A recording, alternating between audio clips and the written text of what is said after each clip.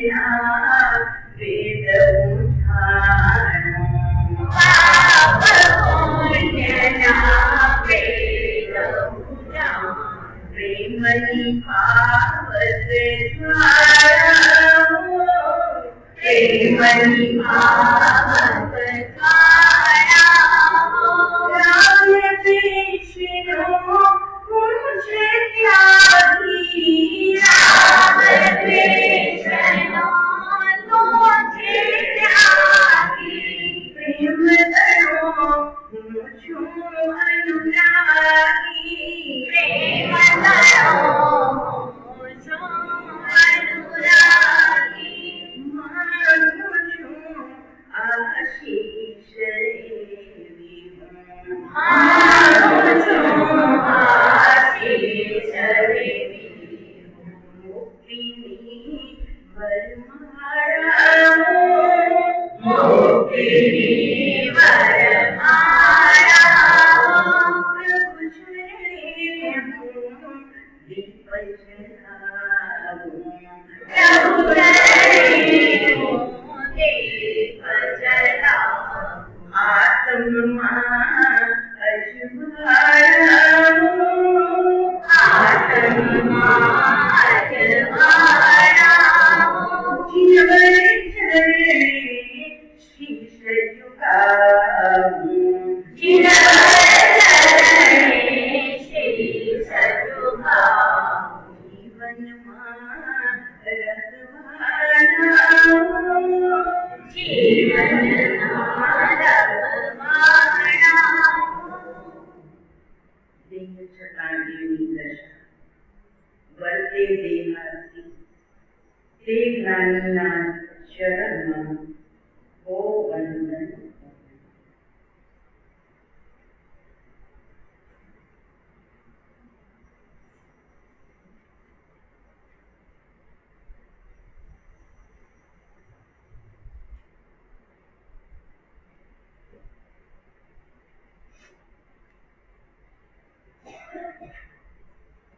जो परमात्मा सो जीवू जे हो सु परमको इय जाने बिनु जोइया अनुमकर कुलियपु जे परमात्मा तेज हूँ जे हूँ ते परमात्मा इम जानी योगी जन करो निहाई विकल ऊंचा करके बात चाले छे आपने आत्मा माथी सीधું પરમાત્મા સ્વરૂપમાં લઈ જવા માટે આચાર્ય ભગવાન કરુણા કરી રહ્યા છે તમે દયાળુ છો બધા સજ્જન છો દયા કરો તમે કોઈને ભોજનની જરૂરત છે તો ભોજન આપો છો જલની જરૂરત છે તો પાણીની વ્યવસ્થા કરો કોઈને ઔષધની આવશ્યકતા છે તો ઔષધની વ્યવસ્થા કરો કોઈને વસ્ત્રની જરૂરત છે તો વસ્ત્રની आवश्यकता તમે પૂરી કરો અને કોઈને મકાનની આવશ્યકતા હોય તો એક બે જણાને મકાન પણ આપી શકો તમારી કેપેસિટી જ્યાં સુધી બચે તો તમે સજ્જન છો માટે તમારા હૃદયમાં દયા આવે છે માનવ પ્રત્યે પણ હોય અને જાનવર પ્રત્યે પણ તમારું કર્તવ્ય છે અને તમે લઈ નહીં શકશો જેને દિલમાં પરમાત્મા હશે એના દિલમાં દયા સાથે જ હશે કેમ કે પ્રીતિ जीव मात्र थी अने भक्ति परमात्मा थी तो परमात्मा नो भक्त जीव मात्र नो मित्र होय अने जीव मात्र नो जे मित्र होय परमात्मा नो भक्त होय आ बने एक साथे जोड़ाण छे तो जेम तमे सज्जन छो तमे दयाळु छो तमे ए जीवना दुखने दूर करवा माटे पूरो पुरुषार्थ करो छो ज्यां सुधी तमे पहोंची सको छो नठोर थईने कठोर थईने हाले नथी ध्यान आपो छो एनी वात उपर तो प्रभु तमे सज्जननी अवस्थाए कोक जीवनो दुख दूर करवा प्रयत्न करो छो त्यारे आ तो संतनी अवस्थाए छे तो संतनी दया क्यां सुधी होय सज्जननी दया वस्त्र भोजन अन्न जल औषध पण संतनी दया એટલે તો આપણે ત્યાં ભગવાનને શાસ્ત્રમાં કહીએ છીએ સભી જીવ કર શાસન રસી ऐसी भाव दया देवी सी संत बनवाना था ना अरिहंत बनवाना था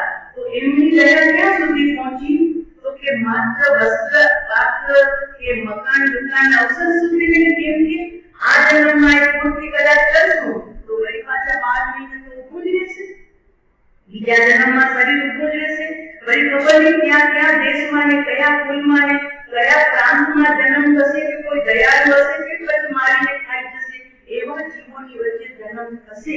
માટે જ્ઞાની સંત અરિહંત ભગવાન એમની દયા ટોપ લેવલની દયા છે કે સભી જીવ કરું શાસન રસીનો મતલબ છે આત્માના રસ્યા, પોતાના આત્માના રસ્યા, અને જે આત્માના રસ્યા બનશે એવી ભાવ દયા દિલ ઉલ્લસી. દ્રવ્ય દયા નહીં, સજ્જનને દયા કરે છે. આ બધું વસ્તુ આપી, દવા આપી, ભોજન આપવા એ દ્રવ્ય દયા છે. ત્યારે જ્ઞાનીઓ કરે છે ભાવ દયા. ભાવ દયા મતલબ કે તમારા પરિણામ એવા પલટી જાય કે તમે શુભ ને અશુભ, જેનાથી પુણ્ય અને પાપ બંધાય છે, એ બંને છૂટી અને તમારો જે નિધિ સ્વરૂપ, અસલી સ્વરૂપ, તમને નકલ તો પસંદ નથી, તમારે ભેળસેળ પસંદ છે.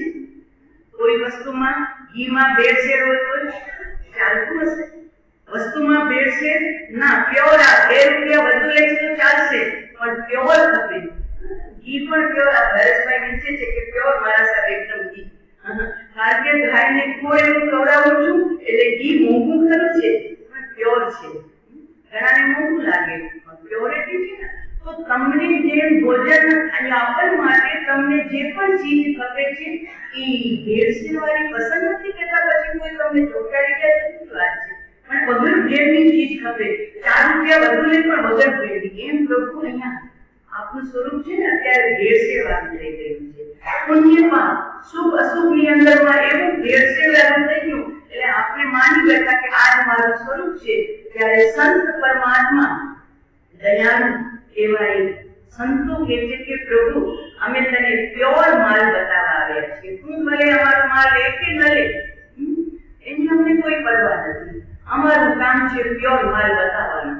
આજ સાંભળ, કાલ સાંભળ, પરમે સાંભળ, આવતા જન્મે સાંભળજે, એનાથી આગળ જન્મે સાંભળજે, પણ અમને તને પ્યોર માલ બતાવવું છે.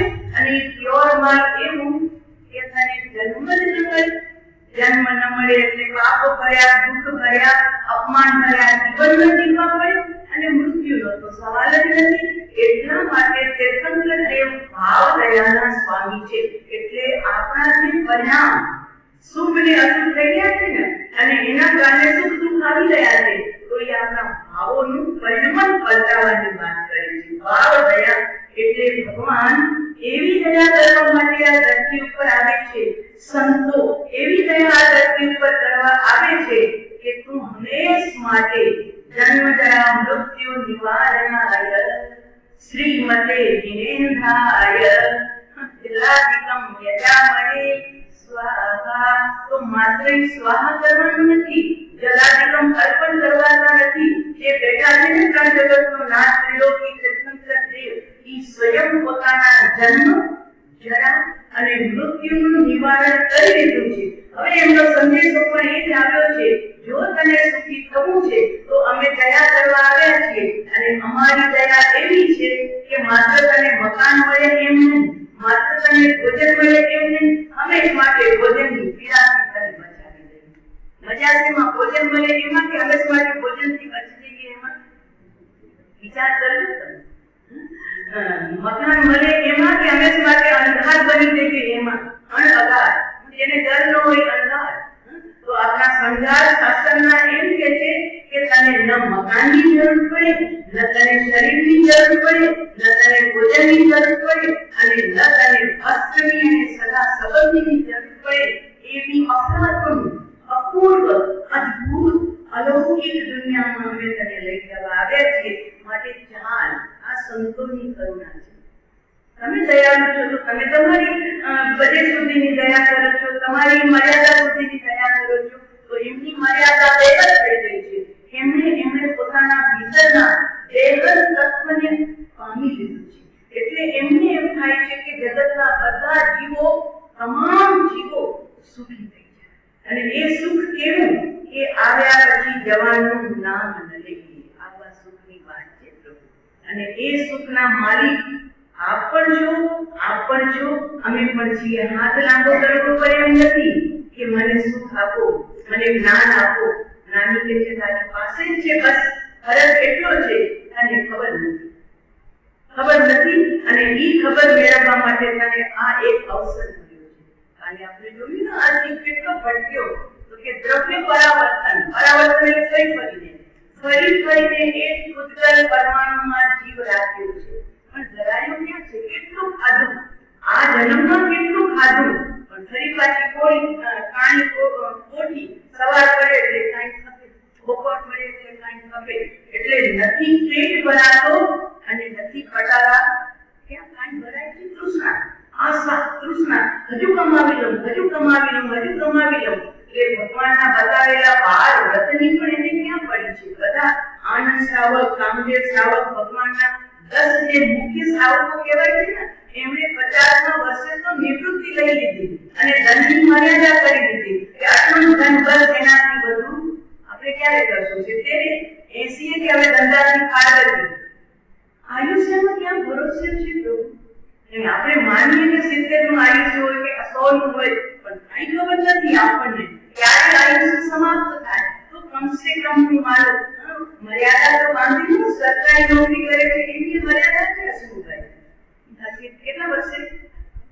52 60 વર્ષે? પહેલા તો 57 હતું થાય, હવે 60 થઈ ગઈ. તો 60 વર્ષે સરકારી નોકરી કરનારાને રિટાયરમેન્ટ, બસ હવે જાઓ ઘરે બેસો, પેન્શન આવે પણ રિટાયર, કામ નહીં કરવા જવાનું. તો સરકારી નોકરી પણ તમને રિટાયર કરે છે તમારા માટે. તો આપણે તો આપણો સુગંધ ધંધા છે, એમાંથી ક્યારે રિટાયર થશે? કલાક ઘટાડો, ઘરે બેસવાની વાત નથી કરતા, ઘરે લેડીઝો સાથે શું કરશો તમે બેસીને? તો સમય ઘટાડો કે હું 6 કલાક દુકાને જતો હતો ને, હવે 4 કલાક કરીશ, હવે 2 કલાક આવીશ, નજર રાખીશ બધા ઉપર, પણ બાકીનો સમય તો કે પત્તા રમવામાં. નિવૃત્તિ ઘણા લઈ લે છે કે આપણે હવે નિવૃત્ત થઈ ગયા, કચ્છમાં જ રહીએ છીએ, પણ કચ્છમાં રહીને કરો છો શું એ તો બતાવું, લેખા જોખા બતાવું શું કરું છું. કચ્છમાં રહીને પણ નિવૃત્તિની સાથે જાગૃતિ જરૂરી છે. પ્રવૃત્તિ જોઈ લીધી ધંધા પૈસા કમાવાની, તો અહીંયા નવી પ્રવૃત્તિ શરૂ કરી દીધી. તો કઈ સામાજિક તો સારું છે, કોઈને શારીરિક તો સારી છે, પણ એના બદલે કઈ નવી પ્રવૃત્તિ શરૂ કરી હોય ઓટલા પરિષદની, અને એમાં દુનિયાભરની પંચાયતની રાજકથા, દેશકથા, ભક્તકથા, શ્રીકથા, ગામકથા, તો બધું ખાતામાં પડે. એના કરતા સારું હતું 4 રૂપિયા કમાવતો તો દીકરો રાજી હતો કે બાપા બેઠા છે દુકાને. એટલે સમય ઘટાડો તમારી ચર્યામાંથી, પણ ઈ સમયનો સદુપયોગ શેના માટે? તો કે મારા માટે. જો પહેલા સંસારના કાર્યો છે, તમે સંસારી છો ને, તો સંસારને વ્યવસ્થિત કરવું એ દરેક સંસારીની ફરજ છે. પોતાના બાળ બચ્ચા બીબી છે તો એની વ્યવસ્થા કરવી એ તમારી ફરજ હતી. તો પહેલાના વર્ષો તમે સંસારી ક્રિયા માટે તમે કરી, હવે જ્યારે તમે આગળ વધ્યા તો હવે સામાજિક માટે પણ તમે કરો. ભગવાને કૃપા કરી છે તન મન ધનની, તો સમાજ માટે કાર્ય કરો છો. તો પહેલું સંસારનું, પછી સમાજનું, પછી એનાથી આગળ વધીને મહાવીર કહે છે, સંતો બધા કહે છે, એ મહાવીરના કેળાય છે, બધા એમના પુણ્ય છે. તો ઈ કહે છે તું સમાજ માટે ને સંસાર માટે તો ભોગ આપી દીધો, તન મન ધન ને સમયનો, હવે તારા માટે એ પોતાનું 5 વર્ષ તો તારા માટે ચાલે, 70 વર્ષનું આયુષ્ય 65 આપી દીધા જગતને, તો 5 વર્ષ તો તારા માટે, એટલે આત્મા માટે. પહેલા હતા સમાજ માટે, પહેલા હતા સંસાર માટે, અને હવે ધર્મ માટે. તો ધર્મ એટલે શું? આપણે ધર્મ માત્ર ક્રિયા માનીએ છીએ, તો માત્ર ક્રિયા તે ધર્મ નથી. ક્રિયા તો ક્રિયા છે. શુભ ક્રિયા કરો તો પુણ્ય બંધાય, અશુભ ક્રિયા કરો તો પાપ બંધાય. આપણે તો ધર્મની દુનિયામાં પ્રવેશ કરવો છે. અને ધર્મ એટલે શું? તો કે પોતાના આત્મામાં શાંતિ, અને એની નજીકમાં જે જીવ આવે એને વડલા નીચે ગયા છો, વડલા નીચે ભેગુર વડલો. કેવું થાય? જેઠ મહિનાની તપતપતી બપોરી હોય અને પગે આવ્યા હોય તડકાની અંદરમાં, ત્યાં રોડ ઉપર એક પણ ઝાડ ન હોય, અને ઈ 6 કિલોમીટર કે 8 કિલોમીટર ચાલીને વડલા નીચે આવો તો કેવું લાગે? કર્યો છે અનુભવ? એ તો કરજો. મોટી ડુંગળીના રસ્તે ખૂબ લીમડા થઈ ગયા છે, ખૂબ એકદમ ફાલ્યા ફૂલ્યા છે, તો જરીક તડકામાં નીકળી અને પછી ત્યાં નીચે ઉભા રહે તો તમને કેવું લાગે છે?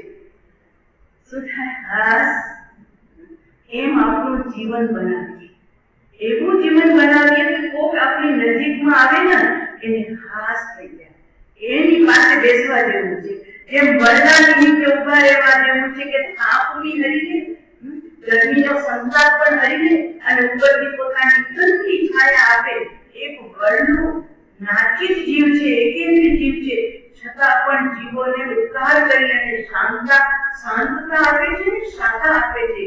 તો પ્રભુ હવે હું ધર્મી બનવા જઈ રહ્યો છું, તો ધર્મી જીવનું લક્ષણ એ છે કે પહેલા પોતે શાંતિને પામે અને પછી પોતાની નિકટમાં આવનારાને શાંતિ આપે. બસ આ એનું લક્ષણ છે. સંસાર માટે સમય વેડફી લીધો, એટલે વાપરી લીધો, સમાજ માટે વાપરી રહ્યા છો, પણ એક પડખામાં હવે હું મારી પણ સાધના કરું. ભગવાનના બધા શ્રાવકો રિટાયર થયા હતા સંસારના કામથી, સમાજના કામથી, પોતાના માટે ઔષધ લઈને આનંદ શ્રાવક, ઔષધ લઈને કામદેવ શ્રાવક પોતાની આત્મ સાધના કરતા હતા. એમને બીજા જન્મને ત્રીજા જન્મે મુક્તિ મફતમાં નથી મળતી પ્રભુ. મુક્તિ મેળવવા માટે પોતાની ખોજ કરવી પડે છે. તો અહીંયા આચાર્ય ભગવાન પહેલા આપણને કહે છે કે સાંભળી લે, અને સંસ્કાર બહુ પસંદ છે ને તો જોઈ લેવું કે આજ સુધીમાં તે જેટલા દ્રવ્યો હતા એને ભોગવીને છોડ્યા છે, ફરીને એ પણ હજુ સુધી તારો કિનારો ના આવ્યો. ક્ષેત્ર તને બહુ પસંદ છે, 8 બંગલા છે મારા, એક કચ્છમાં, એક મુંબઈમાં, એક પંચગીરીમાં, એક તિથલમાં અને એક દેવદારીમાં. તો 5 શાના માટે? જ્ઞાની એમ કે છે 14 બ્રહ્માંડમાં એવી કોઈ જગ્યાને બાકી નથી રાખી કે ત્યાં જે જન્મ લીધો હોય અને પોતા પણ ન કર્યું હોય. ક્ષેત્ર પરાવર્તન બદલતા અત્યારે આપણે કચ્છમાં જન્મ્યા છીએ, ખબર નહીં આવતા જન્મે કયા પ્રાંતમાં જન્મશું, બિહારમાં જશું કે બંગાળમાં જશું કે કર્ક ક્ષેત્ર છોડીને બીજી દુનિયામાં ગયા જશું. ક્ષેત્ર પરાવર્તન હજુ થાક્યો નહીં રજત પાઠથી. અને ત્યાર પછી જ્ઞાની કે છે કાળ પરાવર્તન. કાળ એટલે સમય, ઉત્સર્ગ પેઢી ને અવસર પેઢી. દરેક કાળની અંદરમાં 6 આરા આવે છે, ઉત્સર્ગ પેઢી અને અવસર પેઢી. અત્યારે અવસર પેઢીનો 5મો આરો ઉત્સવ કાળ ચાલી રહ્યો છે. આવા આપણે કેટલા સમય વિતાવ્યા? તો કે અનંત ઉત્સર્ગ પેઢી અને અનંત અવસર પેઢીમાં આ જીવ રહ્યો છે. 33 સાગરોનું આયુષ્ય પણ મળ્યું. ક્યાં મળે ખબર છે? 33 સાગરોનું આયુષ્ય આપણે ગયા શું શરૂઆત સિદ્ધમાં? આપણે ગયા છીએ શરૂઆત સિદ્ધમાં? નથી ગયા? નથી. કારણ કે શરૂઆત સિદ્ધમાં તે જ મુનિરાજ થાય કે જે આત્મજ્ઞાની સંત હોય અને જેમનો એક જન્મ બાકી. બસ એ શરૂઆત સિદ્ધ એટલે એજ્યુકેશન. ત્યાં જન્મ લીધો એટલે નક્કી થઈ ગયું કે હવે આવતા જન્મે મુનિ થઈ કેવળ જ્ઞાન પામી અને મોક્ષે જશે. એને શરૂઆત સિદ્ધ મળી. એ 5 વિમાન છે ને અલાયદા છે, એટલે આપણા તીર્થંકર લગભગ શરૂઆત સિદ્ધથી અપરાધથી આવ્યા છે, કેમ કે એમને બસ એ વગર મુક્તિએ જવું. તો 33 સાગરોનું આયુષ્ય સમય ક્યાં વિતાવ્યો? 7મી નારકીમાં. 7મી નારકીનું આયુષ્ય છે 33 સાગરોપમ. તો એવા સમય પણ આપણે પૂરા કર્યા અને એક શ્વાસોશ્વાસ લઈએ અને છોડીએ એમાં 17 જન્મને 18મી વખત મૃત્યુ થઈ જાય એવા આપણે સમય પણ વિતાવ્યા. નિગોદની અંદરમાં એક શ્વાસોશ્વાસ જેટલા સમયમાં 17 વખત જન્મવું, 18 વખત મરવું, આપણું ચાલ્યા જ કર્યું છે. તો કાળ કેટલો વિતાવ્યો? તો કે પરાવર્તન. ઉત્સર્ગ પીઢીને અવસર પીઢીમાં અનંતો કાળ, 33 સાગરોપમ તો કાંઈ નહીં, લાખો સાગરોપમ આ જીવે વિતાવ્યા, પણ હજુ કોઈ સમય પોતાનો નથી. એક સમય માટે કીધું, જો સમય ચિંતા में गया समझो कूड़ेदान में चला गया, जो समय चिंतन में गया समझो तिजोरी में जमा हो गया. जगतની ચિંતા, શરીરની ચિંતા, પડોશીની ચિંતા, દેશની ચિંતા, રાજની ચિંતા, ભોજનની ચિંતા, આ બધા ચિંતામાં જે સમય જાય છે કચરા પેટીમાં જાય. કૂડેદાન એટલે કચરા પેટીમાં. આપણો સમય કેટલો? અત્યારે 100 વર્ષનું આયુષ્ય માનીએ તો આપણો સમય કેટલો? તો કે જો સમય ચિંતનથી ગયા, પરમાત્મા ચિંતન, આત્મચિંતન, એ ચિંતનમાં જેટલો સમય વીત્યો એટલો સમય તિજોરીમાં જમા થઈ ગયો. એટલે બીજા જન્મમાં તમને એ ચિંતનના સમયનું જે પુણ્ય બંધાયું છે એ તમને ફરીને સારો યોગ આપશે. ફરીને સંતોના વચનોનો યોગ મળશે, ફરીને સંતોના ચરણોમાં બેસવાનો યોગ મળશે અને દુનિયાની પંચાયતીમાં જે સમય ગયો કે ત્યાં તમને જન્મ આપશે. કારણ કે અહીંયા તો પાઈનો હિસાબ છે. સરકાર હજી બધું ખાઈ જાય છે. નિર્દોષને સદોષ માની દે, સદોષને નિર્દોષ માની અને સજા કરી નાખે. કારણ કે હજુ એમની પાસે એટલી સૂક્ષ્મતા નથી. પણ આ કર્મનું જે કારખાનું ચાલે છે ને, એમાં તો એક સમયનો હિસાબ છે.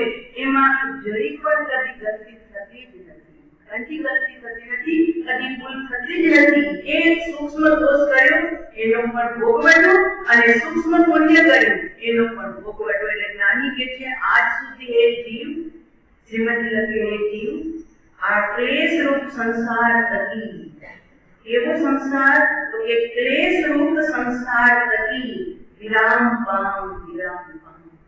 કાંઈક વિચાર, તું બહુ સારો છે, સજ્જન છે, ચતુર છે, વિચક્ષણ છે, ખૂબ સયાનો છે, તો કાંઈક જીવ વિચાર કાઢ્યો કે મારા માટે શું હિતકર છે, શું સુખકર છે, શું મારી સાથે ચાલનાર છે, શું હું મૂકીને જવાનો છું. તો એ જીવ આ ક્લેશ રૂપ સંસાર થકી વિરામ પામ. કાંઈક વિચાર, પ્રમાદ છોડી જાગૃત થા. પ્રમાદ એટલે આળસ. આપણી પાસે પ્રમાદ નથી, આપણી પાસે આળસ છે. પ્રમાદ તો ગૌતમ સ્વામીને મહાવીર કહેતા હતા, ગૌતમ પ્રમાદ ન કરો, સમયમ ગોયમ માં પમારે. તો ગૌતમ સ્વામી કેવું પ્રમાદ કરતા હશે? સુઈ જતા હશે ને લાંબા થઈને સમવસ્ત્રમાં, ત્યાં ભક્તોને ભેગા કરીને ગપ્પા લગાવતા હશે. કયો પ્રમાદ હશે? ગૌતમ સ્વામીનું આખું એક અધ્યાય છે ઉત્તરાધન સૂત્રમાં, સમયમ ગોયમ, ચોથી લાઈન એ છે સમયમ ગોયમ માં પમારે. એ ગૌતમ સમય માત્ર, સેકન્ડ નહીં, સમય માત્ર પણ પ્રમાદ ન કર. પણ ગૌતમ તો મહાવીર સ્વામી આમ જ બેઠા હતા, પ્રભુ ઉપર હતા સમવસનમાં, ને ગૌતમ નીચેથી પ્રભુને જોયા કરતા હતા. એક દસ અને છતાં મહાવીરની વાણીમાં આવે ગૌતમ પ્રમાદ છોડો, ગૌતમ પ્રમાદ છોડો. આપણને તીર્થંકર દેવની વાણીમાં, આચાર્યની વાણીમાં એમ આવે આળસ છોડો.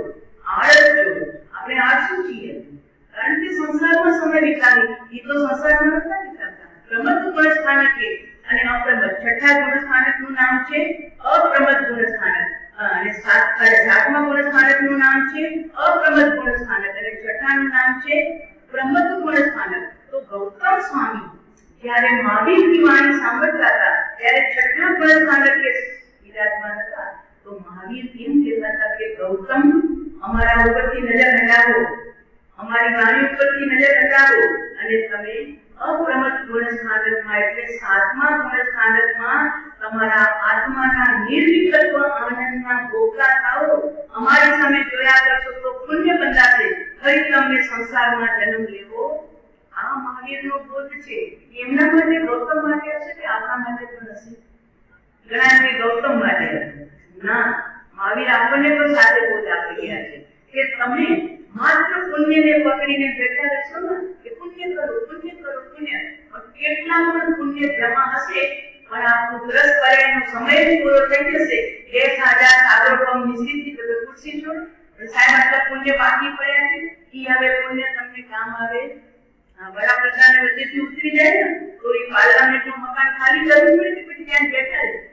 પણ સાહેબ 3 વર્ષ બાકી છે ને, બસ 1 વર્ષ થયા છે, તો ઘેર જાવ એટલે જવું થયું હોય કે 6 મહિના તમે વડાપ્રધાન, તમારી ખુરશી ગઈ એટલે સરકારી મકાન તમને ખાલી કરવું જ પડશે, વડાપ્રધાનને પણ 4 વર્ષ બાકી પડે તો બીજા આવે નથી ગયું.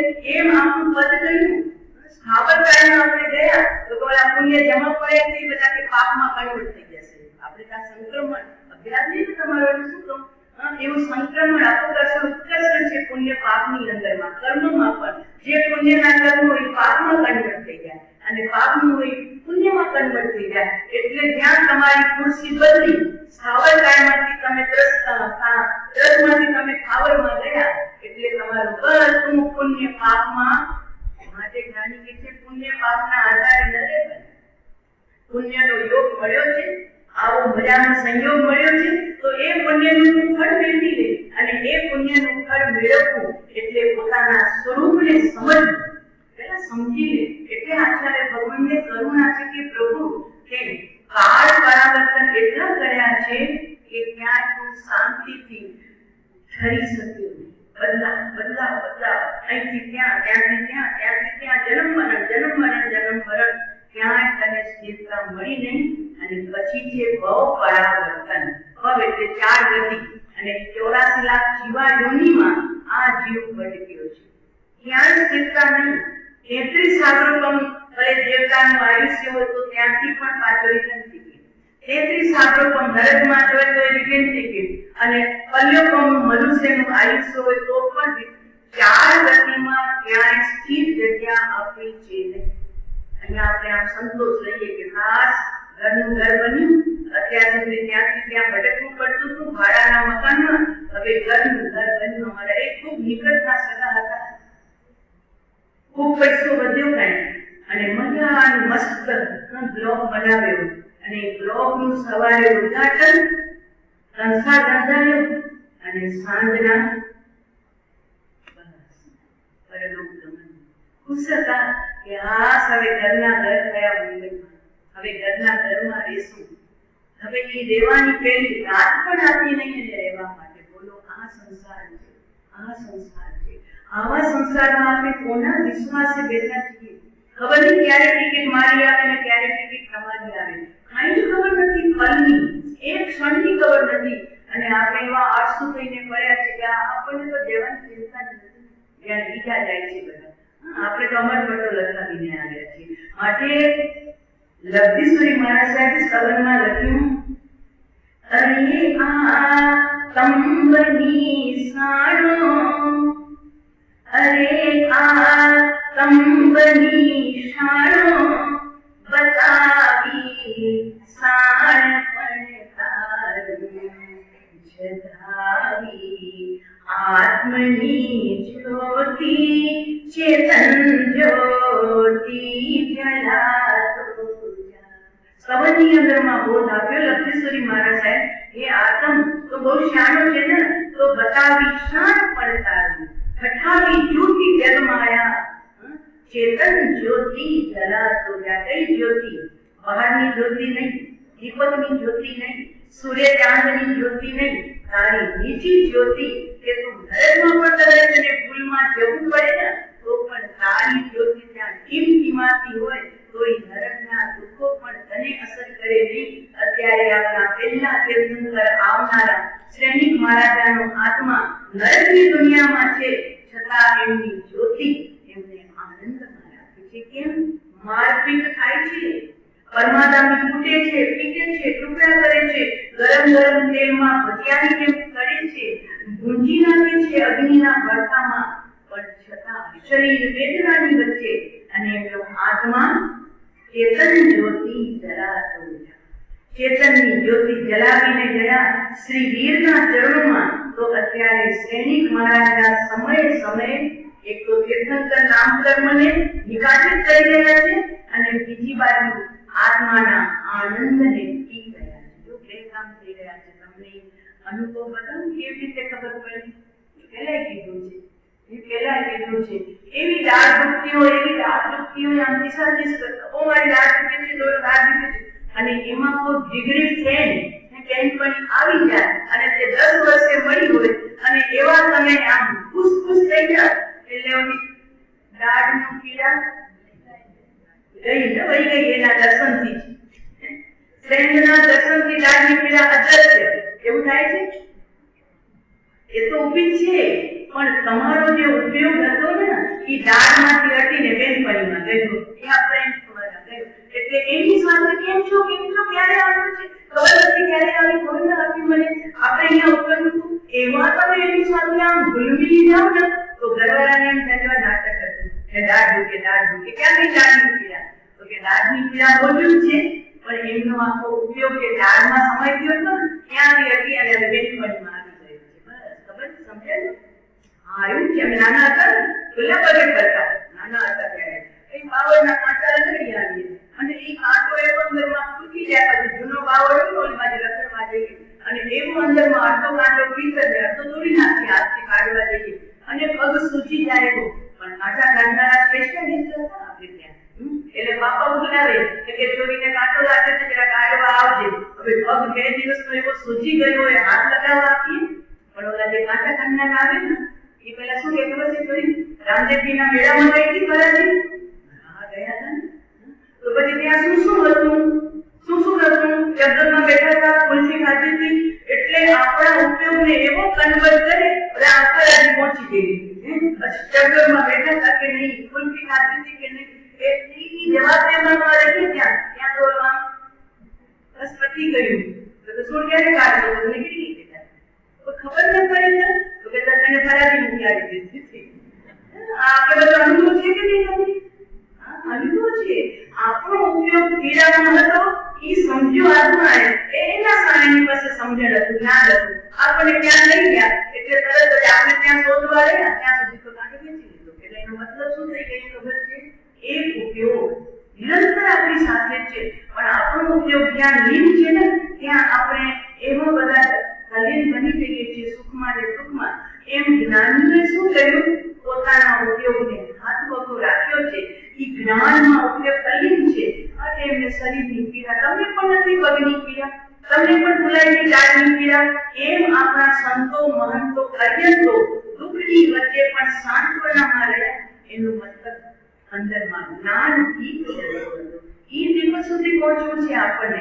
એટલા માટે જ્ઞાની પુરુષો કહે છે કે ભાઈ તું આટલો રખડ્યો, ભાવ પરાવર્તન, એક ભાવ બાકી નથી રાખતો. ઈયળનો ભાવ, ધનેડાનો ભાવ, જૂનો ભાવ, લીકનો ભાવ, મક્ખીનો ભાવ, મચ્છરનો ભાવ, ભમરાનો ભાવ, ભમરીનો ભાવ, બધા ભાવમાંથી આપણે પસાર થઈ ગયા છીએ.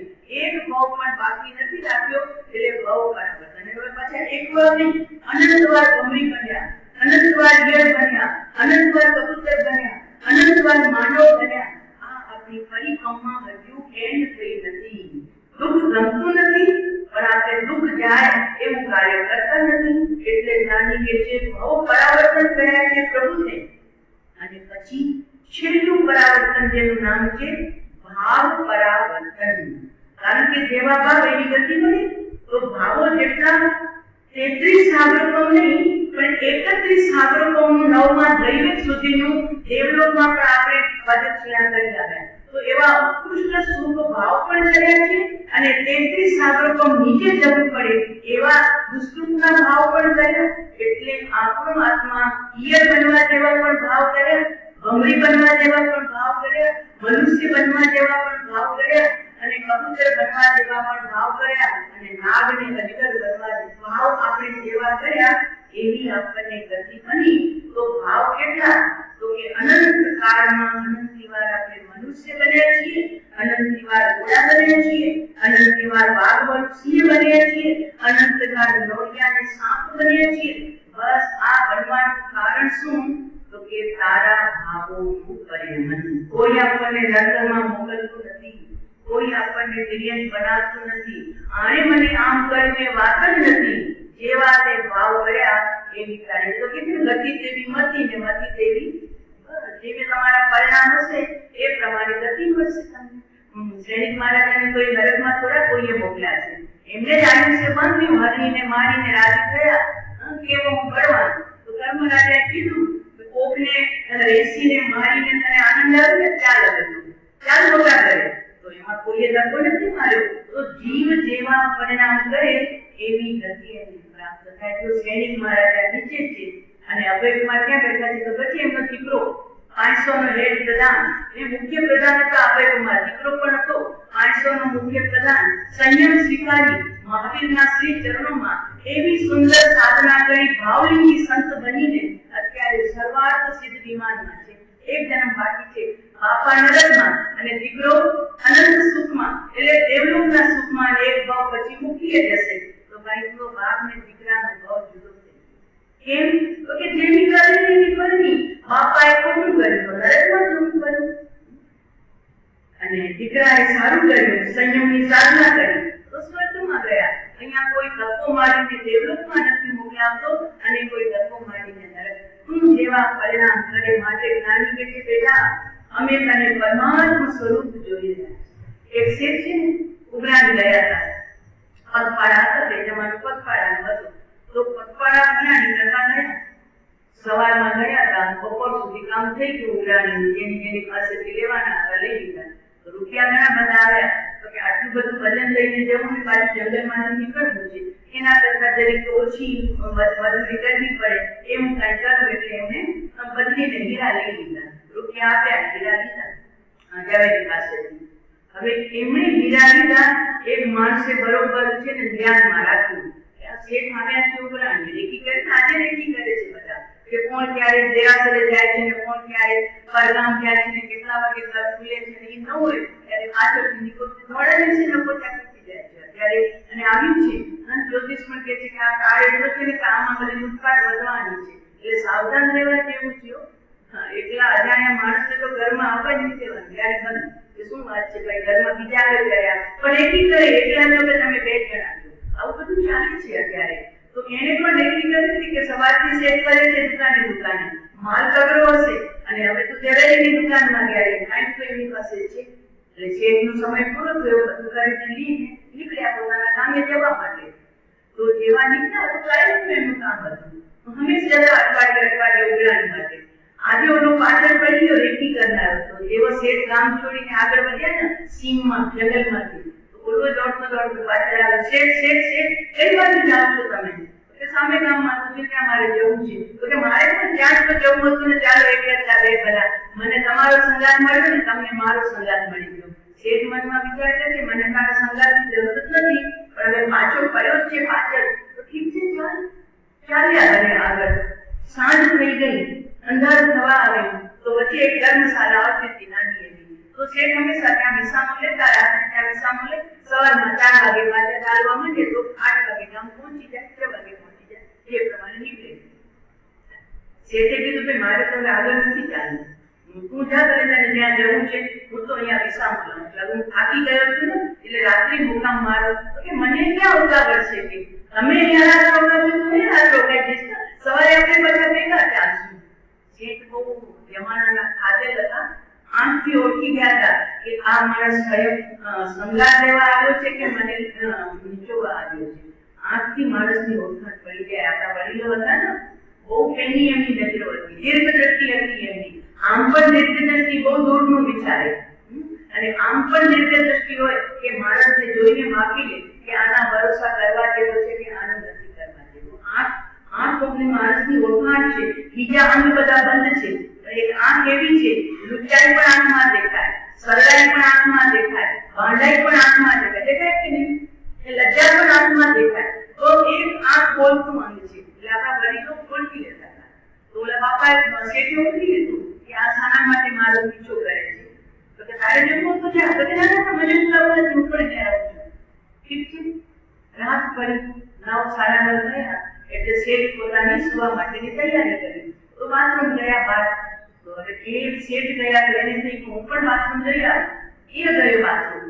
પછી બંને જણા સુઈ ગયા. શેઠનું પોતાનું જે ફાળ્યું હતું એ પાથરી વાગ્યા, હાથનું ઓસીકું કરીને સુઈ ગયા. ઓલો સુઈ ગયો, પણ શેઠ તો નિશ્ચિંત થઈને સુઈ ગયા. ઓલો ઉઠ્યો, થોડી વાર નસકોરા બોલાવ્યા પોતે અને ઉઠ્યો તો શેઠના શરીરની તલાશી લે છે. પહેલા તો શેઠ પોતાનું પેરણ કાઢીને નીકળ્યું, ત્યાં હાથ નાખ્યો, કાંઈ હતું નહીં, પેરણ ખાલી હતું. તો કે જરૂર એને આંટીકુટીમાં બાંધ્યા હશે કાંઈ પણ. તો શરીરની તલાશી લીધી, આગળ પાછળ તકિયા નીચે બધે જોઈ લીધું, મળ્યું ને. એ મારી નજરે મેં જોયું, શેઠ કમરમાં બાંધતા હતા, હતો એમની પાસે માલ તો વધતો નથી બિચારો. ફરી પાછો સુઈ ગયો, ફરી પાછો ઉઠ્યો કે કદાચ નીચે હોય તો પથારીની નીચે હાથ નાખે. શેઠ ક્યાંથી ગયા હતા? હવે એમને તો નિશ્ચિત હતા કે એ મને ભલે ને આખો તપાસી લઈ મળે તો વાત છે ને. સવાર પડી ગઈ એની, આખી રાત બિચારાનો જાગો ગયો. 4 વાગે શેઠ જાગી ગયા, ફરી પાછા બાથરૂમ ગયા, પોતાનું પેરણ પહેર્યું. ઓલો કે બસ શેઠ ચાલશું, તો કે આગળ તો જાય નહીં બાથરૂમ, પછી આપણે જઈએ. તો સીએ ગયો ને શેઠે તૈયારી કરી ચાલવાની. ત્યારે ઓલો કે શેઠ હવે મારે તમારા કામ સાથે નથી ચાલવું. તો કે કેમ? તો કે સાચું કહું તમને, હું કઈ તમારી સાથે કંપની આપવા નતો આવ્યો. હું તો તમારી પાછળ એટલા માટે આવ્યો હતો કે તમે દુકાનમાંથી, ઝવેરીની દુકાનમાંથી નીકળ્યા ને ત્યારે કમર ઉપર કાંઈક બાંધ્યું હતું, ઈ લેવા આવ્યો હતો. પણ આખી રાત શેઠ પરેશાન થઈ ગયો, ઉછાકરો કર્યો, પણ મને તમારી કમરમાંથી કાંઈ મળ્યું નહીં. તો તમે કહેશો તમારી પાસે હીરા હતા કે નહીં? તો કે હતા ને. જો આ રહ્યા ખિસ્સામાંથી બતાવ્યા, જો આ રહ્યા. તો કે તમે રાખ્યા ક્યાં હતા? તમારા ખિસ્સા તમે તપાસી લીધા રાતના? તો મને ખબર હતી કે તું મારા ખિસ્સા પંપોડવાનો છો, મારી કમર પંપોડવાનો છો, મારું તકિયા કે આ મને ખબર હતી.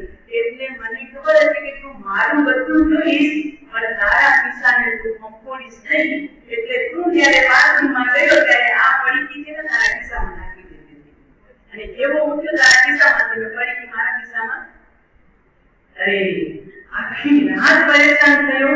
કોઈ પોતાનું ખિસ્સું જતું તપાસે કે મારામાં હશે તો બસ કે. એટલે મેં આ હીરાની પોટકી છે ને મારા ગઢવામાંથી તારા ગઢવામાં, અને મને વિશ્વાસ હતો કે મારું બધું તું કરસ પણ તારું કાંઈ કરાશીશ નહીં. કેમ કે તને વિશ્વાસ છે કે મારી પાસે તો કંઈ છે નહીં, બધું છે શેઠની પાસે. એટલે આખી રાત્રિની મજૂરી કરી ને તો કે લે આ 5 રૂપિયા મજૂરીના લઈ જા ને જા તારા ઘર ભેગો થા. આ શેઠને તો લૂટી ન શકે, કારણ કે અમે ચતુર વાણિયા છીએ. ક્યાં ઘર ભેગો થા. એ તો ગયો પણ દ્રષ્ટાંત, આ તો દ્રષ્ટાંત છે. બસ સંતો આપણને એમ જ કહે છે કે બેટા તારી પાસે તારું ધન છે, તારી મૂડી તારી પાસે છે, પણ અત્યાર સુધી તે બહારમાં જ નજર કરી છે. બહિર્મુખ થઈને તું બહારમાં સુખને શોધતો રહ્યો છે. ધનથી સુખ મળશે, પદથી સુખ મળશે, પ્રતિષ્ઠાથી સુખ મળશે, પરિવારથી સુખ મળશે, પણ એ સુખ તને મળ્યું ને અને જ્યાં સુખનો સ્ત્રોત છે તે તારા ગલેમાનમાં તને જોયું જ નહીં કે મારી પાસે સુખ છે. અર્યંતને જુએ છે તો અર્યંત શું લઈને ગયા છે મુક્તિએ? બોલો. આપણા સિમંદર સ્વામી ભગવાન, નેમનાથ ભગવાન, આદિનાથ ભગવાન શું કરીને ભગવાન બન્યા છે? ક્યારે વિચાર કર્યો? ક્યારે વિચાર કર્યો ભગવાન શું કરીને ભગવાન બન્યા? આશ્રમણ કરીને ભગવાન બન્યા, દીક્ષા લઈને ભગવાન બન્યા, એ બધી પછીની વાતો છે. એ પહેલા પ્લોટ ખરીદ્યો, પ્લોટ પોતાનું, અને ચંકર પછી કર્યું. ચંકરનો ભાવ સંયમનો ભાવ અને પ્લોટ ખરીદવાનો ભાવ એટલે આત્મજ્ઞાનનો ભાવ. તો આપણે સાંભળશું, અલ્પસૂત્ર દર વર્ષે સાંભળીએ છીએ અને આનાથી સાંભળશું આ વર્ષે પણ કે ભગવાનના ભાવની ગણતરી. મહાવીરના 27, નેમનાથના 9 ભાવ, પારસનાથના 10 ભાવ. તો આ ભાવની ગણતરી ક્યારથી શરૂ થઈ? તો કે ભગવાનને સંકિતની પ્રાપ્તિ. સંકિતની પ્રાપ્તિ એટલે પોતાનું ભાન, હું કોણ છું. એ ભગવાનને જ્યારે ભાન થયું ને ભગવાનના આત્માને, જ્યારે ભાન થયું ત્યારે એમનો એકરો શરૂ થયો કે અરે હું તો મને રાજા માનતો હતો, હું તો મને શેઠ માનતો હતો, હું મને મનુષ્ય માનતો હતો. અરે હું મનુષ્ય થોડો છું, હું તો ભીતરમાં જુદો જ બેઠો છું. તલવાર અને જ્ઞાન, અંદરમાં રહેલી બહારમાં રહેલું જ્ઞાન અને અંદરમાં રહેલી તલવાર, જેને ચલાવતા ન આવે એને એક જ લાગે. ઘરમાં પડ્યું ને કે બહુ સરસ તલવાર છે ને, હાથમાં લઉં કે લેવો ને, પણ પુલીઓ તો કોઈ લેવા દે. ધ્યાન રાખજો ધાર ન લાગી જાય. તો જ્ઞાન અને તલવાર બંને જુદા છે, પણ જીવ જેને ચલાવતા નથી આપતો એને એક જ લાગે. પણ જે શૂરવીર લડવૈયો હોય અને એને કહ્યું કે આ તલવાર લે, તો કે આ તલવાર થોડી છે, આ તો જ્ઞાન છે. અને અંદરથી આમ કાઢે ને ઝટકો થઈને પેલા કલા છે કે ધાર બરોબર છે કે નહીં દુશ્મન સામે હુમલો કરવા. તો જેમ જ્ઞાન અને તલવાર જુદા છે એ ક્યારે ખબર પડે છે? તો કે લડવૈયા શૂરવીરને જેને તલવાર ચલાવતા શીખી છે, એમ જેમણે સદગુરુ ભગવાનના શ્રી ચરણોમાં બેસીને મહાવીરનો આત્મા, પાર્શનાથનો આત્મા, નેમનાથનો આત્મા ભગવાન પછી કર્યો છે. પહેલા પોતાની શુદ્ધ લીધી કે હું કોણ છું, હું શરીર નહીં. શરીર તો જ્ઞાન રૂપે છે અને અંદરમાં રહેલો ભગવાન આત્મા શિવ સ્વરૂપી છે, શિવ સમાન છે. તો એ શિવ સમાન સ્વરૂપની ઝાંખી થવી એનું નામ છે ભગવાનના ભવનો એકરો. પડ્યું પછી 9 ભવ ચાલ્યા અને નેમનાથ બનીને મોક્ષમાં ગયા, પણ એકલો જ ન લખ્યો હોય ત્યાં સુધી કોઈ ભવની ગણતરી અનંત ભવ. એમ આપણા ભવો કેટલા થયા આજ સુધી? ચિંતા થાય છે? ચિંતા થાય છે? જો જરાક શરીરમાં રોગ આવે તો ચિંતા થાય, ક્યારે ભરશે? ડોક્ટર સાથે ચાલવાનું, એ નહીં ખાવાનું, કોલેસ્ટ્રોલ તમારો બહુ વધી ગયું છે, દુઃખું ખાયું, તરત આપણે ચિંતિત થઈ અને ચરી પાડીએ છીએ. એમ અહીંયા ભગવાન કહે છે કે તારા આટલા ભવ થયા, ક્યાં ચાલુ પોતાનું કહેવાય સમયાન નહીં, બધે લીધા. મને તો છે ને મોતનો જે સમાચાર આવે ને કે અત્યારે ભાઈ સાહેબની દેહ છૂટી ગયો છે, તો ઓલા સામે શું પૂછો તમે લોકો કેટલા વાગે? એ 400 શબ્દ મને એટલું અંદરમાં જગ્યો જાય છે કે 400 ઘરનું એનું ઘર પોતાનું, કુટુંબ પોતાનું, દીકરા એના, પત્ની એની, ધન એનું, 400 કાઢવું પડે છે. ન જતો હોય ને ટકા મારીને કાઢો, ટકા મારીને કાઢો, એમ પોતાના ઘરમાંથી 400 આવો શબ્દ આપણા માટે વપરાશે, વપરાયું છે પહેલા પણ અને હજુ પણ વપરાશે. અપમાન નથી લાગતું તમને? મારા ઘરમાંથી 400 નથી મને? અરે તમે શું કાઢશો? આ શરીરને તમે કાઢશો ને એના પહેલા હું શરીરમાંથી નીકળી જાઉં. નીકળી જાવ એનો મતલબ શું? મારા આત્માની સાધના કરી દઉં. અને આત્મામાં બેઠા ને પછી એ શરીરની કોઈ કિંમત નથી. પછી એ ભગવાન આત્મા પોતાની મસ્તીમાં રહે છે. એનું નામ છે ભગવાનના ભવની ગણતરી. આપણે બહુ ગમ્યું મહાવીરના 27 ભવ, હેમનાથના 9 ભવ. તારા કેટલા ભવ બચ્યા છે? જ્ઞાની એમ પૂછે છે. બચાવવા છે, કરવા છે ગણતરીમાં કે હજુ અનંત ભવ સુધી ભટકવું છે? જો દરેક પોતામાં સ્વતંત્ર છે. મહાવીર પણ સ્વતંત્ર હતા, હેમનાથ પણ સ્વતંત્ર હતા અને ગૌતમ પણ સ્વતંત્ર. મહાવીરને ગૌતમ મળ્યા અને ગોસાલો પણ મળ્યા. મહાવીર હતા. મહાવીર નોકરી કરે હતો પણ ગોસાલાએ મહાવીરને પ્રાપ્ત કરીને શું કર્યું? સંસાર ઘટ્યો કે વધ્યો? આખો બરોબર મંજૂર છે તમને બધાને? મહાવીર મળીને સંસાર વધે આવું કરી શકે? મહાવીરે કઈ ફેરફાર કર્યો હશે, પક્ષપાત કર્યો હશે? જો મહાવીર ગોસાલાને મળ્યા કે સંસાર વધ્યો, મહાવીર ગૌતમને મળ્યા અને સંસાર છૂટ્યો. તો મહાવીર શું કરે ભાઈ? મહાવીર કે છે અમે તો બંને માટે સમાન બેઠા હતા. અમારી ભાગીરથી જ્ઞાનની ગંગા તો સરકી બેઠી હતી. જેને જેટલું લીધું અને જેવું લીધું તો ગોસાળાએ ઉલટું લીધું તો સંસાર વધ્યો. ગૌતમે સૌનું લીધું તો સંસાર બસ આમ આ સંસાર. આપણે અનાદિકાળથી મહાવીરના સંવર્ષણમાં ગયા, આદિનાથના સંવર્ષણમાં હાજર હશું પણ આપણે સૌનું ન લીધું, અવનું લીધું. સંસારની પરિક્રમા ચાલુ છે. આ એક યોગ મળ્યો છે. દ્રવ્ય પરિવર્તન, ક્ષેત્ર પરિવર્તન, કાળ પરિવર્તન, ભાવ પરિવર્તન અને ભાવના પરિવર્તન બદલવા હોય એટલે એને કરવા હોય તો એક ભાવ મળ્યો છે પોતામાં જોવાનું. બીજાને જોવાનું છોડી દે. બીજાને જોવાનું છોડીશ ને તો તારો ઉપયોગ જ્ઞાન એટલી તારી સ્વયંમાં પ્રકાશિત થશે. અને ભજન ગાઈએ પણ છીએ ને ભણ્યા પણ છીએ. એક જ દેહ ચિહ્ન ધારી મહાનલ, એક જ દેહ ચિહ્ન ધારી. ચાંદો સળગ્યો, સૂરજ સળગ્યો, સળગી આગ અટારી, એક જ સળગી સગડી મારી, વાત વિપતની મારી. આ કઈ સામાન્ય કવિતા નથી, આમાં આત્મબોધ કરેલું છે. આ કઈ ચાંદા સળગે, ચાંદા તો પોતાની મીરે રોજ ઉગે છે ને આદમે છે. અહીંયા વાત ઈ કરવી છે કે બધામાં પ્રકાશ છે તો તું કેમ અંધારામાં રહી ગયો છે? તારી સગડી કેમ ઠંડી પડી છે? જાગૃત થા, જાગૃત થા. સંસારનો અંત કરવો હોય અને જન્મ જરાના દુઃખથી બચવું હોય તો આ મહાવીરના સંતોની મીઠી વાત છે. જબરદસ્તી તો છે જ નહીં. જેને જે યોગ્ય લાગે એ કરે. પણ મહાવીરની વાતને ગોસાળાએ ઓળખી લીધી તો સંસાર બદલે. મહાવીરને કઈ ફરક ન પડ્યો. ગૌતમે સીધી લીધું તો પણ મહાવીરને કઈ ફરક ન પડ્યો. મહાવીરનો તો એક જ સંદેશો હતો, બેટા તારા ઘરમાં પ્રમાદ છો, તારા ઘરમાં. ગૌતમનો જે પ્રમાદ હતો ને બસ એટલું જ હતું, તું મને જજો. મહાવીર એમ કહેતા હતા અને જોઈશ તો કર્મનો ક્ષય થશે, મને જોઈશ તો પુણ્યનો બંધ થશે. માટે હવે તને સંસારમાં મારે રાખવો નથી. માટે ગૌતમ પ્રમાદ છોડો. એમ આપણને પણ એ જ સંદેશો કહે છે કે પ્રમાદ છોડો. સંપ્રતિ મહારાજાના જીવનને આપણે જોવું છે. એમના દાદાની વાત જાણે છે. અશોક,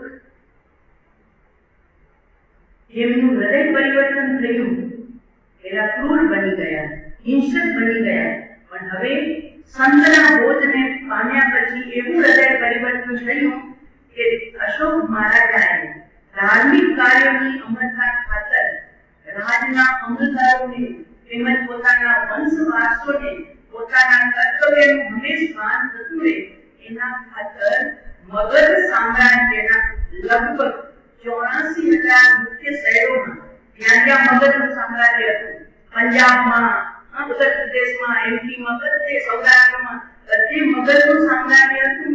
તો તો એવા મુખ્ય શહેરોમાં ઠેકાણે ઠેકાણે સ્તૂપો ઉભા કર્યા, અત્યારે પણ ઉભા છે શિલાલેખને બતાવતા સ્તૂપો.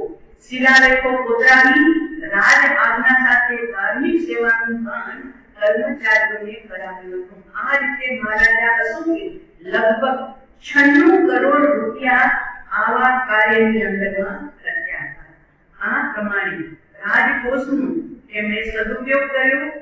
ગૌશાળાઓ, ભોજનશાળાઓ, અન્ન ક્ષેત્રો બધા ચાલુ કરાવ્યા. આ પ્રમાણે સ્તૂપમાં શું લખાયું એમણે? તો કે દરેક સ્તૂપની અંદરમાં મહારાજા અશોકે લખાવ્યું કે સર્વ મનુષ્ય મારા સંતાન છે. જેમ મારા સંતાનો માટે હું ઈચ્છું છું કે તેઓ આ લોકમાં અને પરલોકમાં કલ્યાણ કરે, એમ હું ઈચ્છું છું કે બધા જ મનુષ્યો મારા સંતાનોની જેમ એમને પણ આ લોકમાં સુખ મળે અને પરલોકમાં સુખ મળે એવી મારી ઈચ્છા છે. જો આ રાજા આ સંતની વાત ચાલતી હતી કે સંત દયાળુ આપણને આ જન્મજરા મૃત્યુથી બચાવવાની વાત કરે છે. એમાં દયાળુ રાજા પોતાના સંતાનોનું સુખ ઈચ્છતા હતા, આ લોકનું પણ અને પરલોકનું પણ. તો આખી પ્રજા પ્રત્યે પણ એમનો એ પ્રેમ હતો. એ દ્રષ્ટિએ એમણે દ્રષ્ટિને ધ્યાનમાં રાખીને બધા જ શિલાલેખોની અંદરમાં આવું કોતરાવ્યું હતું અને બધાને જુદી જુદી જાતના સન્માન કરી અને એમને સંતોષ્યા હતા. મહારાજા અશોકે બૌદ્ધો, બ્રાહ્મણો, આજીવકો અને નિર્ગત મુનિઓ એટલે જૈન મુનિઓની સંભાળ માટે ખાસ મહામાત્ય બન્યા હતા, જેને લગતો શિલાલેખ દિલ્હીના સ્તૂપમાં મળી આવ્યો છે, જેનો ઉલ્લેખ ગ્રંથકારોએ કર્યો છે. આ રીતે અશોકે બધા જ ધર્મના બધા જ સંતોનું પણ સન્માન કર્યું છે. આહાર, પાત્ર, વસ્ત્ર વગેરેથી. ત્યાર પછી જ્યાં એને કલિંગ દેશ જીત્યો ને, એ કલિંગ એટલે અત્યારનું ઓડિશા, ત્યાં કુમારગીરી અને કુમારીગીરી છે, જે ઉદયગીરી અને ખંડગીરી કહેવાય છે. તો એ ખંડગીરીના રેતિયા પથ્થરની ટેકરીઓમાં અનેક રીતે વિશ્રામ સ્થાન માટે ગુફાઓ કરાવી હતી અને એ ગુફાઓથી ઘેરાયેલી ટેકરીઓ ઉપર બ્રાહ્મી લિપિની અંદરમાં અશોકે શિલાલેખો કોતરાવ્યા હતા અને એની અંદરમાં જૈન મુનિઓ પોતાના ધાર્મિક કાર્ય માટે ઉપયોગ કરતા હતા અને શૈકાઓ સુધી એ ગુફાઓમાં જૈન મુનિઓ વસવાટ કરી અને આત્મ સાધના કરતા હતા. ગયા ચોથી ભુવનેશ્વર પાસે ખંડગીરી અને ઉદયગીરી એ બે પહાડો છે, એમાં ગુફાઓ છે કે ત્યાં જૈન મુનિઓ પણ વિચર્યા છે, બૌદ્ધ મુનિઓ પણ આવ્યા છે. આ પ્રમાણે એની અંદરમાં શિલાલેખો પણ લખેલા છે. અહિંસા પરમો ધર્મ, જીવન રક્ષાના અને જીવ રક્ષાના મહાન કાર્યોમાં નિર્દોષ પશુ પક્ષીઓના જે મોમ થતા હતા ને, તો એ ધર્મિષ્ઠ અશોક મહારાજા અભયદાતા બન્યા હતા અને જ્યાં જ્યાં પોતાનું સામ્રાજ્ય હતું ત્યાં ત્યાં એમને અમલ કરાવ્યો હતો. કોઈ પણ પશુ કે પક્ષીનો વધ થશે નહીં અને જો ગુપ્ત રીતે પણ જો વધ કરશે તો એને પરિણામે ભયંકર શિક્ષા કરવામાં આવશે. આ રીતે પશુ પક્ષીના વધ ઉપર અશોક મહારાજાએ સર્વથા પ્રતિબંધ મૂક્યો હતો અને અમારીનું પ્રવર્તન કરાવ્યું હતું. એટલે દરેક મહિનાની ધાર્મિક તિથિઓ જેમ કે પંચમી, અષ્ટમી, ચતુર્દશી, અમાવાસ્યા આવા દિવસોની અંદરમાં અને ચાતુર્માસિક તહેવારોમાં તો દિવસોની અંદરમાં બળદની ખાંડ પર ઝૂંસરી નાખવાનું પણ એમને બંધ કરાવ્યું હતું. એટલે હળ નહીં કેળવાનું પાકીના દિવસે, આઠમની પાકી, પાંચમની પાકી, તે જ પ્રમાણે ચાતુર્માસના દિવસોમાં પણ કોઈ પણ ધાર્મિક કાર્ય વખતે પણ જીવ રક્ષાની વાત એમણે કરી હતી. મહારાજા અશોકને કલિંગની જ્યારે ચડાઈ કરી અને ત્યારે સૈન્યનો બહુ ઘાત થયો ત્યારે એમને વૈરાગ ઉત્પન્ન થયો હતો અને ત્યાર પછી એમનું જીવન આખું પરિવર્તન પામ્યું હતું. હવે સમય પૂરો થવા આવ્યો છે પણ જઈએ આગળ. રાજકુમાર કુણાલ 16મા વર્ષે જ્યારે વર્ષગાંઠ ઉજવાતી હતી, રાજ દરબારમાં તખ્ત નસીબ થવાનો જ્યારે સમય આવ્યો હતો અને એ પેગામ એમને મળવો જોઈએ સંદેશ, એની જગ્યાએ એમને અંધાપો મળ્યો અને આંખો ખોલી નાખી. આ હકીકત આપણે પૂર્વે જોઈ ગયા છીએ. યુવરાજના લગ્ન શરદપાડા સાથે પહેલા થઈ ગયા હતા, કારણ કે ત્યારે નાનપણમાં લગ્ન થતા હતા પણ તે ગુણ્ય નથી પતિ ભક્ત હતી, સંસ્કારી જૈન ધર્મના સંસ્કારોને વળેલી એવી તે સરસ બાળા કુણાલના અંધાપા પછી પણ નવયવના હતી, પણ પોતાના અંધ પતિની ભક્તિમાં પોતાનું આખું જીવન એણે વિતાવી દીધું. અત્યારે હવે તો ખબર નહીં શું થાય, પણ બહુ છે. અમારા એક ઓળખીતા છે દાણુના, એમનું ભાણેજ, એ લોકોને પથ્થરોની ખાણ હતી ત્યારે, વિસ્ફોટ કરે પથ્થરમાં સુરંગ રાખે અને બોલે, તો એમનો સગો ભાણેજ અમદાવાદની મામાઓ પાસે રહેતો હતો. એક જ ભાણેજ 5 મામા. હવે એમાં તે દિવસે સુરંગ ગોઠવી હતી ને એને એક બ્રાહ્મણ કન્યા સાથે પ્રેમ હતો, દાણુની જ. તો સુરંગ ગોઠવી હતી અને જોવા ગયો, હજુ કેમ ફૂટી નહીં, અને એટલું એવું થયું કે એનું નમવું જોવા માટે ત્યાં નમ્યો અને ત્યાં સુરંગ ફૂટી એટલે બધા પથરા એની આંખોમાં ઉડ્યા. બાજુમાં એક નોકર હતો, એને ઉડ્યા. બંને જણાની આંખો, આખું શરીર પથરોથી ચૂંટાઈ ગયું. ફટાફટ ખબર પડી એમના મામાઓને, હોસ્પિટલ મુંબઈ લઈ ગયા, પથરા કાઢ્યા, ઘણા બધા ઉપાયો કર્યા, લાખો રૂપિયા ખર્ચી નાખ્યા. તબિયત સારી થઈ ગઈ, પણ આંખ પાછી આવીને બંને આંખો ફૂટી ગઈ.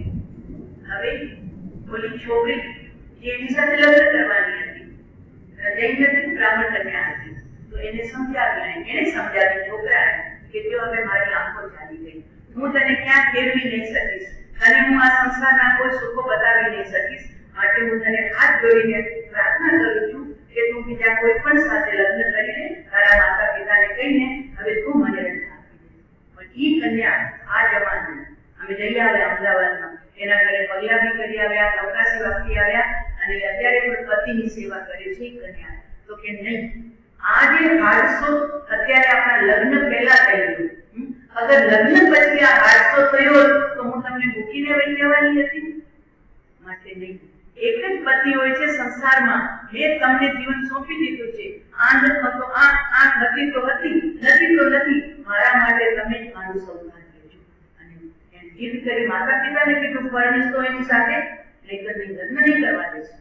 અને એને લગ્ન કર્યા. અત્યારે પતિનો હાથ પકડી અને એને ક્યાં પણ લઈ જવું હતો એ લઈને જાય છે અને પોતાનું જીવન વ્યાપન કરે છે. બંને જણા માતા પણ છે, પિતા જોબ થઈ ગયા દાદા સાહેબની કોળ અમદાવાદમાં, દાદા સાહેબની કોળમાં છે 15માં ચોમાસું કર્યું ને ત્યારે અમે એમના ઘરે, કારણ કે તમારો એનો સંબંધ એટલે મારા સાહેબ આવવું જ પડશે, તો એ અમને ત્યાં લઈ ગયા હતા.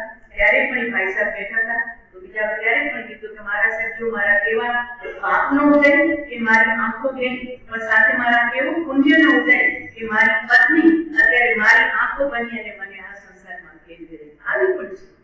તો અહીંયા પણ એ જ કાર્ય થયું કે કુણાલની આંખ વહી ગઈ, પણ સરસ બાલા એને મૂકીને ભાગી ન ગઈ, એને પતિની આંખો બની અને પતિની સેવા કરતી હતી. હવે એમનો સમય વ્યાપન થઈ ગયું છે, પણ એટલું કર્યું એને કે પતિના નેત્રો, કારણ કે સ્ત્રી શણગાર સજે છે પતિ માટે, તો જ્યારે પતિના નેત્રો વયા ગયા તો એને કિંમતી વસ્ત્ર અલંકાર ત્યાગ કરી નાખ્યો, શણગાર સજવાનું પણ ત્યાગ કરી નાખ્યો અને શુદ્ધ સાદા વસ્ત્ર ધારી એક આદર્શ ગૃહિણી બની અને પતિની સેવા ચાકરી કરતી, હંમેશા પોતાના પતિને જરા પણ ઓછું ના આવે એવો દિલાસો આપતી અને ઘરનું સુંદર વાતાવરણ સર્જતી એવી એ સરસ બાલા હવે આગળ શું થાય છે